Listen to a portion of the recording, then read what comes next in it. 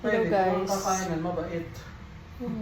I'm not feeling well talaga pero pinilit ko pa rin mag-open for the sake of our customers. Para kasi may mga ano sila. So, naisip ko kasi hindi naman talaga kami nawawala ng customer. Oo, tama yung narinig ko. Pero sa tuwing talagang dumadagsa kami, nakakaroon ako ng masamang pakiramdam. So, naisip ko magbigay talaga ng alay. And titignan natin kung may kakain. Yan. Kumbaga, alay. Kasi baka binibigay niya tayo ng maraming customer, maraming blessing, may mga pera.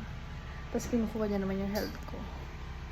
So, bibigyan ko ng 3 siomai. Ito. 4 na siomai. So, sa talagang makaramdam ko, sorry yung mga hindi ko pa nare-replyan na kasi hindi pa ako nag-online. So, itong video ko na to, si Boss Uno ang magpo-post nito kasi hindi ko talaga kayang mag social media. So, ito siomai. Nagbibigay tayong alay. Kasi wala akong ganang kumain. Kahit siguro 3 lang. Sa'yo yung 2. Nakikita ni mami yung video. 3 siomai. O kaya, 2 lang. 2 lang! Tapos, gupit-gupitin ko, guys. Ito. Gupitin ko siya. Pagkukumahan niya ng creepy na. Alam mo kasi, meron talaga dito.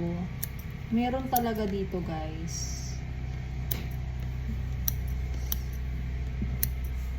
Eh di ba wala naman kasi dati kasi babe, yung mga pagkain dyan may ngat-ngat, eh wala naman na silang mga ngat-ngat dyan eh. Hindi natin alam kung duwende or daga kasi mabait. Feeling ko kailangan talaga natin mag-alay para hindi na ano yung health natin. Ayun guys, kaya kanina nagpausok ako. So ito, dito natin lalagay yan. Kaya sumama kayo dito sa may shampooan. Kasi super madalas talaga ito yan guys. Diyan natin lalagay. So bukas, tignan natin. Hagard ko na oh. Pahinga na tayo guys. Wait.